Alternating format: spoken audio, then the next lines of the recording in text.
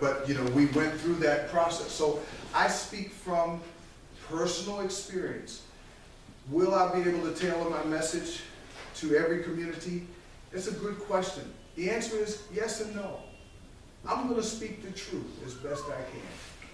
And hopefully people will understand, hey, wait a minute, if I trust this guy, even if I don't agree with him, at least I know he's telling me the truth.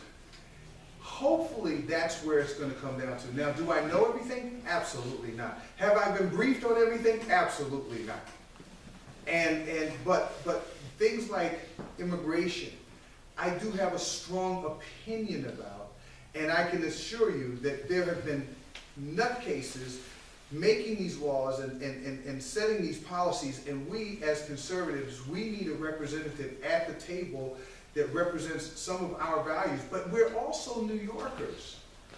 So we're not going to agree with the National Republican Party on the issue of immigration. We're just not. We're New Yorkers. How many people in here are immigrants? How many people in the room? Okay. How many people here whose parents were immigrants? Okay. Okay. Grandparents. Well, grandparents are probably all of us. I mean, New Yorkers, by and large, 1/3 of all New Yorkers are immigrants. 2/3 are, you know, parents were immigrants.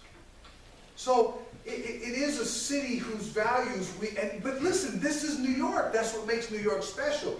We need to capitalize on that.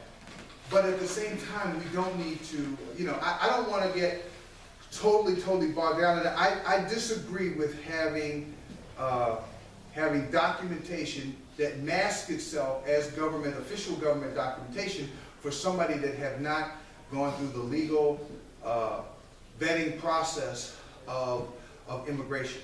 But I believe that the legal vetting process of immigration can be shortened. I believe it can be better managed, and I believe it can be handled much better. So, yes, sir. Yes, on the infrastructure of the city of New York, it is falling apart, as we all know. It's been going on, you can't just blame Mayor de Blasio because he just took over. It's been going on for the last couple of mayors. A lot of money has been taken out of our infrastructure. Oh, good. Yeah. You found it, right? I gave you the wrong address. So infrastructure is horrible in the city. The bridges are basically on its last leg. We have a 100-year-old water system, subway system, you name it, everything's on its way out. The other day I'm driving my car, I hit a pothole, and all of a sudden my car, which is that red one right out front, it's 19 years old, but it now sounds like it's 100 years old because my muffler is now going blah. So what's your, I know we need money from the federal government basically in regards to fixing our infrastructure, which is a public safety issue. People could die, as we could see in other parts of this country where we had bridges that collapsed over the years, where people have died due to the result of our infrastructure. What's your solution of how you would advocate to get more money from the federal government because, you know, we pay enough taxes here, so we can't raise any more taxes. Well, we could all get ski masks and go to Washington and get off buses and, like, you know, say we want the money back. I mean, unfortunately, you know, New York City is in a disproportionate allocation. We pay much more federal taxes than we get back in federal services. Right. Everybody knows that. That's a reality. Okay. In terms of getting more money from the federal government,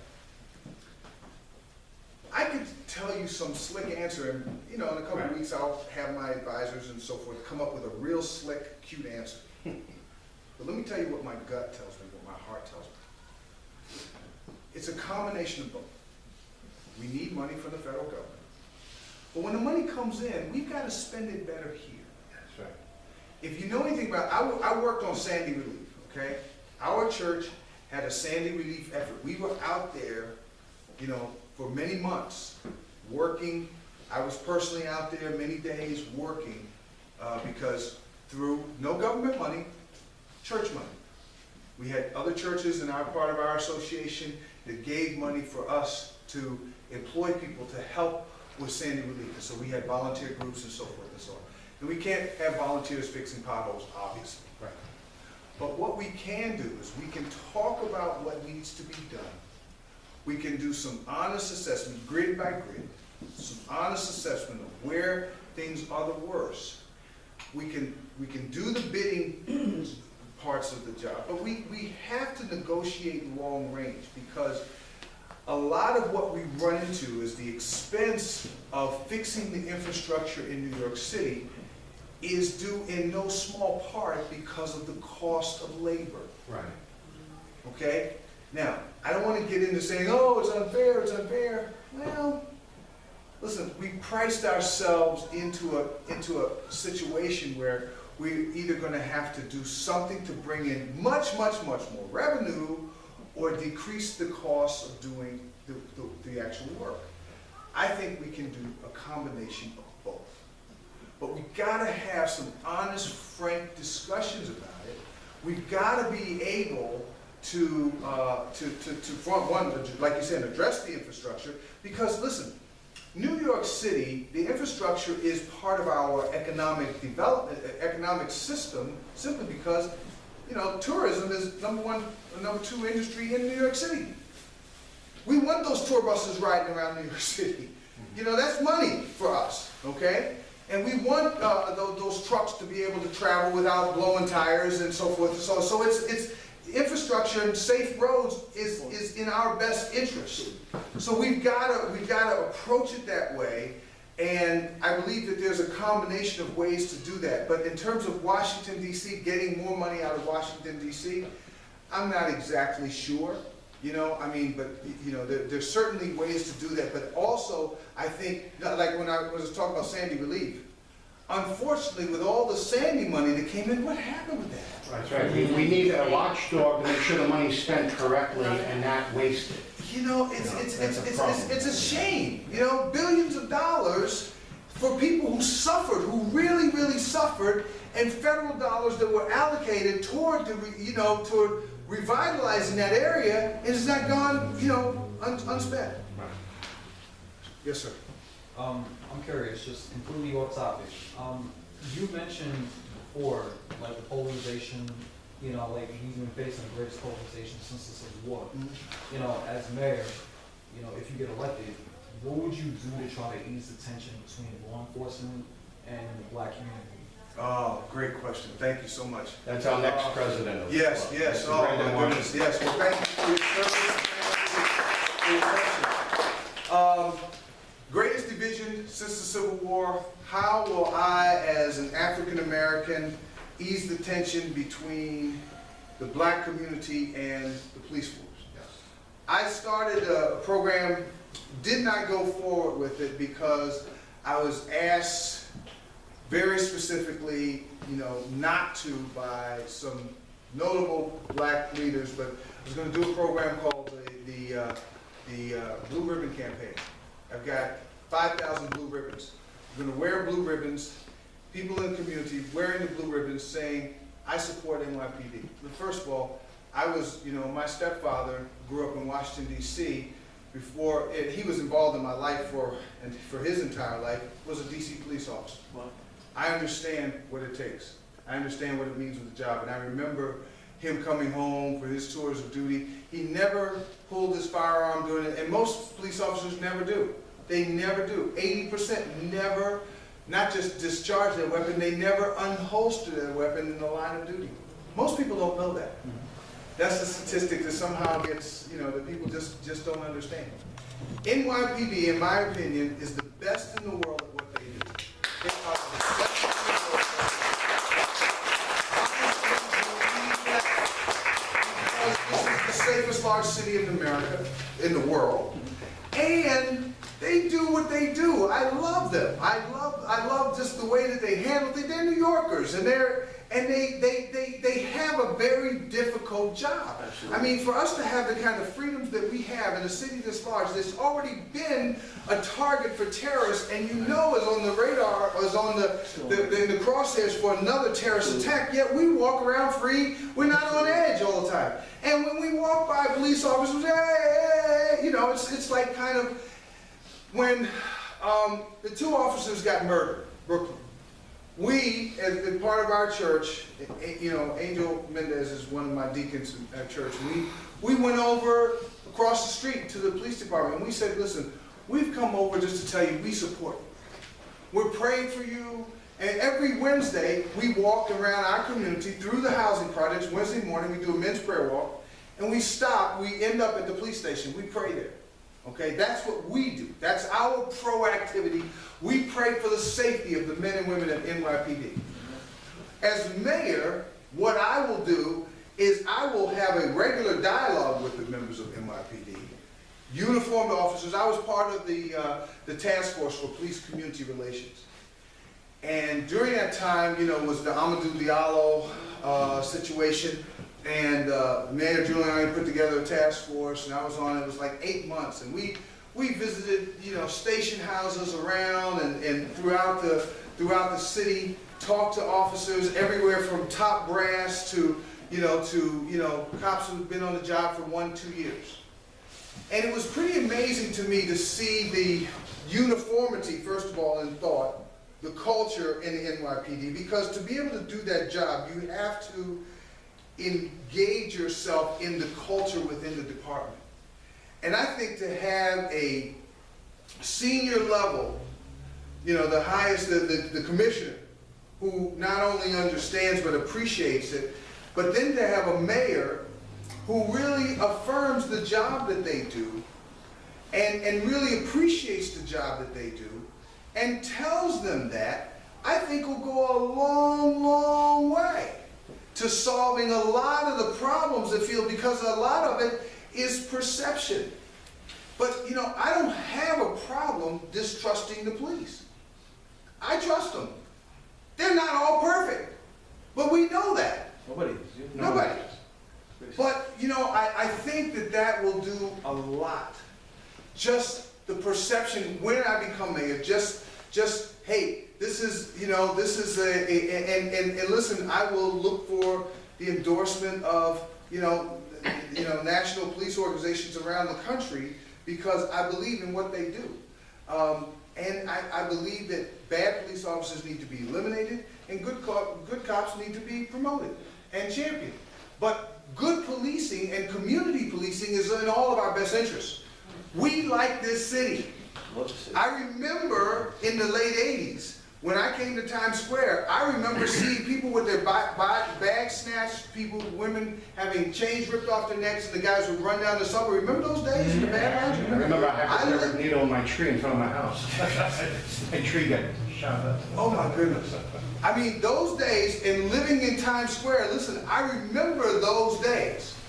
And so to see where we are now to where we were then, and you know, one of the things that I really look at the mayor, and you know, listen, I know what the budget is, and we could do something to bring more police officers back on the force right now. We should have done something. I mean, he missed a great opportunity to really, you know, to champion the cause for all New Yorkers by increasing the, you know, I mean, you know, Commissioner Bratton was right. We need more cops. Wow. I agree. Yes, they do. So, you know, why we don't? So, did I answer your question? Kind of, sort of. Yeah. Okay. I am the embodiment of better police community relations. I really, really believe that. I really believe that. I've gone on some ride-alongs. I've done some things. I love the police, love the job that they do, and like New York City police officers a lot. This is a funny story, right? So. I'm from Washington, D.C., grew up there, but, you know, when you go to Washington, especially on the Capitol, you see these police officers, man, the uniforms pressed, they're creased, and they look so good. I mean, you know, but they're not New York City cops. I mean, you know, cops in New York, you know, the shirts out there, but you're not going to find a better person to help you with a situation or circumstance. They know these streets. And guys that have been, they're the best. The guys that have been on the job for 5 years, you can't ask for a better, you know, advocate for what makes our city great. And I will be that person to champion it. Yes, sir. You mentioned briefly about the DOE and charter schools, how do you foresee really balancing it out? Because Bloomberg, he loved the charter schools, and in my opinion, he really hurt the Board of Ed, which he turned into the Department of Ed. And de Blasio is against the charter schools, but Cuomo is for it, so he overrules. And how do you see this? I work in education, and I've known about schools closing, hiring freezes, especially for the humanities subjects, teachers that are basically laid off and become ATRs, who are still getting a regular salary, but move from school to school, you know, the rubber room and whatnot. How do you really foresee this? Great question. Your solution? The biggest headache that the mayor of the city of New York will have is what you just said. It's the biggest. I remember I was offered the position of the director of the mayor's office of education under Giuliani administration. I would have reported to Deputy Mayor Memphis Aguirre.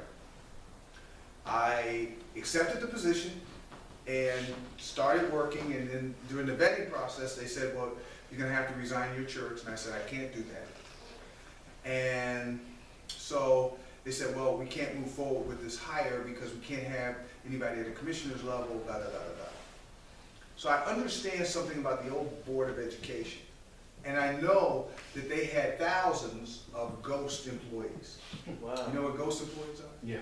Those are people that receive checks, that they don't know where the human being is. Wow. They physically cannot locate a human being, that they have money that is allocated for this human being, Right. but they don't know where this human being is. Wow. Government.